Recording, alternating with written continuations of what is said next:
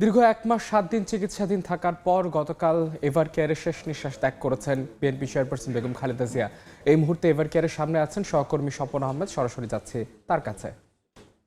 BNP chairperson এবং দেশের প্রথম নারী প্রধানমন্ত্রী বেগম খালেদা জিয়াকে শেষ বিদায় জানানোর যে প্রস্তুতি, সেটি কিন্তু এভার কেয়ার সামনে চলছে।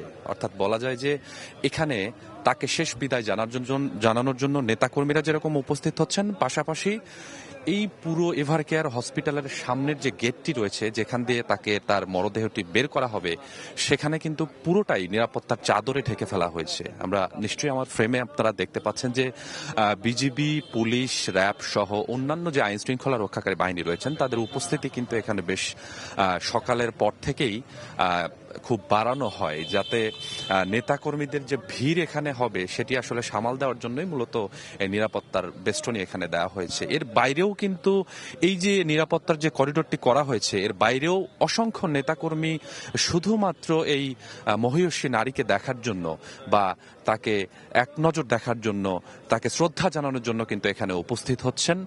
এখান থেকে যারা সিনিয়র নেতারা রয়েছেন তারা বলছেন যে এখানে অপেক্ষা না করে সবাইকে, যেহেতু তার জানাজা অনুষ্ঠিত হবে সংসদ ভবনের দক্ষিণ প্লাজা এবং মানিক মিয়া এভিনিউর পুরোটা জুড়ে, অতএব এখানে তাদেরকে না থাকার নির্দেশ দেওয়া হয়েছে। বলা হচ্ছে যে সেখানে গিয়ে আগেভাগেই তারা সেখানে জায়গা নিতে, তাদেরকে ওখানে উপস্থিত থাকার জন্য। তারপরেও কিন্তু নেতাকর্মীরা এখানে উপস্থিত হচ্ছেন এবং প্রত্যেকের চোখে মুখেই, গতকালকে এই সংবাদটি প্রকাশ হওয়ার পর থেকেই প্রত্যেকের চোখে মুখেই যে শোকের ছায়া, সেটি কিন্তু আমরা স্পষ্ট লক্ষ্য করা যাচ্ছে। প্রত্যেকেই এই বিএনপির এই নারীর জন্য দোয়া করছেন।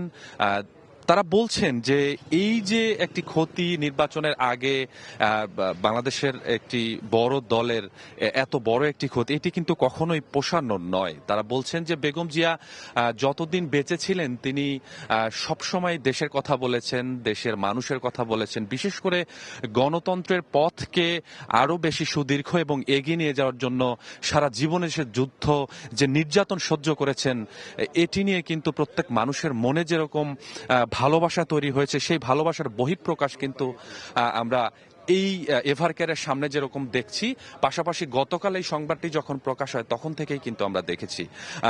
যেহেতু আজকে তার জানাজা দুপুর 2টায় অনুষ্ঠিত হবে, অতএব সকাল 8টার কিছু পর তাকে এভার কেয়ার হাসপাতাল থেকে বের করা হবে এবং এখান থেকে তাকে সরাসরি নিয়ে যাওয়া হবে তার দীর্ঘদিনের যে বাসা ফিরোজার সামনে গুলশানে, এবং সেখানে পরিবারের সদস্যদের শ্রদ্ধা নিবেদন শেষে যতক্ষণ থাকবেন এবং তারপরেই আসলে তাকে নেওয়া হবে মূল যে জায়গায়, অর্থাৎ জাতীয় সংসদ ভবনের দক্ষিণ প্লাজায়, এবং সেখানে জানাজা অনুষ্ঠিত হওয়ার পর তাকে সমাহিত করা হবে তার স্বামী শহীদ প্রেসিডেন্ট জিয়াউর রহমানের ঠিক কবরের পাশে। ইতিমধ্যেই কিন্তু সেখানে কবর প্রস্তুত হয়ে গেছে, এমনটি আমরা জানতে পেরেছি। পাশাপাশি গতকাল এবং রাতভরে কিন্তু সেখানে বিএনপির সিনিয়র নেতারা এই কবরস্থানটি পরিদর্শন করেছেন। তো সব মিলিয়ে এভার কেয়ারের সামনে নিরাপত্তা ব্যবস্থা যেরকম জোরদার করা হয়েছে, পাশাপাশি শুধুমাত্র সেই মহিয়সী নারীকে এক নজর কাছে থেকে দেখার যে আকাঙ্ক্ষা, সেটি পূরণ করার জন্য কিন্তু নেতাকর্মীদের অবস্থান এখানে আমরা দেখতে পাচ্ছি। তবে সবাই কিন্তু তাদের চোখে মুখে যে শোকের ছায়া, সেটি প্রকাশ পাচ্ছে।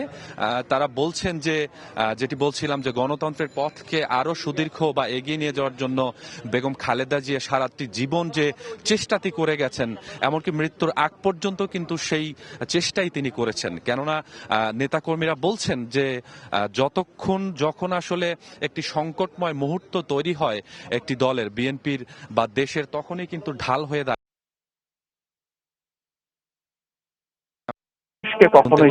তারা বলছেন যে শেষ দিকে এসে তাকে যতটুকু আসলে নির্যাতন সহ্য করতে হয়েছে, তারপরেও তিনি দেশের মানুষকে কখনোই তিনি ভুলেন, এবং সর্বশেষ তিনি তার জীবদ্দশায় এটি বলেছেন যে দেশের বাইরে আসলে তার কোনো ঠিকানা নেই এবং দেশেই তিনি মৃত্যুবরণ করতে চান, এবং সেটি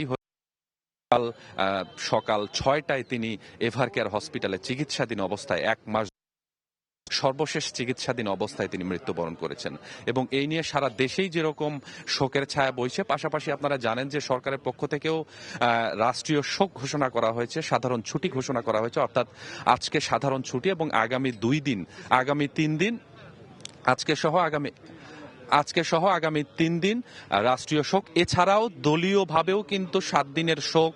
প্রত্যেকটি কার্যালয়ে পতাকা এবং নেতাকর্মীদের কালো ব্যাচ পরিধান করার যে কর্মসূচি দলের পক্ষ থেকে নেওয়া হয়েছে। তো নিশ্চয়ই আপনারা জানেন যে যেহেতু শহীদ প্রেসিডেন্ট জিয়াউর রহমান কবরের পাশেই তাকে সমাহিত করা হবে, সেখানে রয়েছেন আমাদের আরেক সহকর্মী আদনান তুর্য। আমরা তার কাছ থেকে সেখানকার সর্বশেষ পরিস্থিতি একটু জানতে চাই। তুর্য।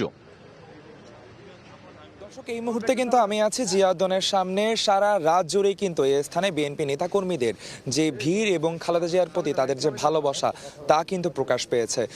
ভোর ফোটার সাথে সাথে কিন্তু এখানে এই স্থানে আসলে বিএনপির সমর্থক এবং নেতাকর্মীদের ভিড় কিন্তু আরও বেশি বৃদ্ধি পেয়েছে এবং মানুষজনের জনসমাগম কিন্তু দিন বাড়ার সাথে সাথে আরও বৃদ্ধি পাচ্ছে। সারা রাত ধরেই কিন্তু এই স্থানে এক ধরনের আইন শৃঙ্খলা বাহিনীর তৎপরতা যেমন ছিল, তেমন বিএনপি এবং এদের বিভিন্ন অঙ্গ সংগঠনদের তৎপরতাও কিন্তু আমরা দেখেছি। বিভিন্ন ব্যানার লাগানো থেকে শুরু করে আসলে পুরো সংসদ প্লাজা এবং জিয়া উদ্যান জুড়ে যেই ধরনের তৎপরতা ছিল সেই তৎপরতা কিন্তু আমরা লক্ষ্য করেছি। সারা রাত জুড়ে কিন্তু জিয়া উদ্যানের মধ্যে আসলে দাফন সম্পর্কিত যেসব কার্যক্রমগুলো ছিল সেগুলো কিন্তু পরিচালনা করা হয়েছে। ব্রিজের ঠিক এই গেটের পিছনের এই পাশ থেকে কিন্তু আসলে সাধারণ জনগণদের আসলে প্রবেশ করতে দেওয়া হচ্ছে না। সেনাবাহিনী এবং এসএসএফ এর সদস্যরা যারা রয়েছেন তারাই কিন্তু মধ্যে থেকে আসলে পুরোপুরি দাফন সম্পর্কিত এবং কবরের খনন সম্পর্কিত যে কার্যক্রমগুলো রয়েছে তা পরিচালনা করেছেন। বিকেলের দিক কিন্তু এই স্থানে সালাউদ্দিন সাহেব এবং অ্যানি সাহেবও এসেছিলেন। তারা কিন্তু পুরো কার্যক্রমটি আসলে তদারকি করেছেন।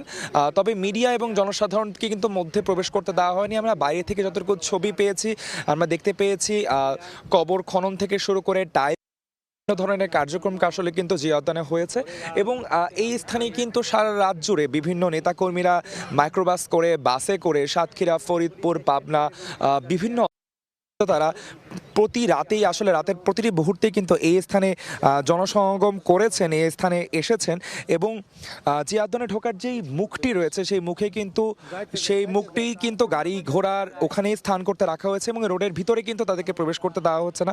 তারপরেও কিন্তু আপনারা দেখতে পাচ্ছেন আসলে এই জায়গায় বিএনপির সমর্থক এবং নেতাকর্মীদের আসলে কতটা ভিড় রয়েছে এবং কতটা তারা উৎসুক রয়েছেন আসলে পরবর্তী কার্যক্রমগুলো জানার জন্য। এই মুহূর্তে কিন্তু রাতেও যেমন আসলে আইন শৃঙ্খলা বাহিনীর তদারকি ছিল, ভোর হওয়ার সাথে সাথে কিন্তু আমরা দেখতে পাচ্ছি যে আরও বেশি কিন্তু গাড়ি চলে এসেছে। আইন শৃঙ্খলা বাহিনীর সদস্যরা তারাও কিন্তু আরও বেশি সদস্যরা এই স্থানে আসছেন এবং আমরা কিন্তু দেখতে পেয়েছি বিভিন্ন যে সরঞ্জামগুলো রয়েছে আসলে সেই সরঞ্জামগুলো এখন মধ্যে নিয়ে যাওয়া হচ্ছে। সেখান থেকে কিন্তু নিয়মিত আসলে এক ধরনের যে নৌবাহিনীর সদস্যরা, সেনাবাহিনীর সদস্যরা এবং এসএসএফ এর সদস্যরাও মিলে কিন্তু আমরা এক ধরনের সমন্বয় দেখেছি। অর্থাৎ কিনা শুধুমাত্র কিন্তু একটি সংস্থার লোক এখানে রেখেনি, সব ধরনের বিজিবি, সেনাবাহিনী, পুলিশ, এসএসএফ এর সদস্যরা মিলিয়ে কিন্তু আমরা এই স্থানে দেখেছি। সারা রাত জুড়ে কিন্তু জিয়া উদ্যানের এই স্থানটিতে কিন্তু এক ধরনের কড়া নিরাপত্তা এবং আইন শৃঙ্খলা বাহিনীর এক ধরনের কড়া তৎপরতা আমরা লক্ষ্য করতে পেরেছি। ঢাকা শহরের প্রতিটি স্থানই কিন্তু এই ধরনের এক ধরনের তদারকি আমরা দেখতে পেয়েছি। আইন শৃঙ্খলা বাহিনী যেমন তৎপর ছিল তেমনইভাবে কিন্তু আমরা সারা রাত জুড়েই বিএনপির বিভিন্ন সমর্থকদের এবং বিভিন্ন সংগঠনের নেতাকর্মীদেরকে আমরা লক্ষ্য করেছি। তারা কিন্তু আজকে জানাজা এবং দাফনকে কেন্দ্র করে যেই ধরনের সহায়তা আসলে করা যায় জনসমাগম সুশৃঙ্খলভাবে নিয়ন্ত্রণ করতে, তা করার কিন্তু সর্বাত্মক চেষ্টা করছেন। দর্শক, ভিড় বাড়ার সাথে সাথে কিন্তু মানুষজনের শোককে শক্তিতে রূপান্তর করার বিষয়টি নতুন করে উপস্থাপিত হচ্ছে। এই ছিল জিয়া উদ্যান থেকে বেগম জিয়ার দাফন সম্পর্কিত আমার কাছে সর্বশেষ তথ্য। জিয়া উদ্যান থেকে সহকর্মী তুর্য এবং এভার কেয়ার থেকে সহকর্মী আহমেদ স্বপন জানাচ্ছিলেন সেখানকার সবশেষ খবরাখবর।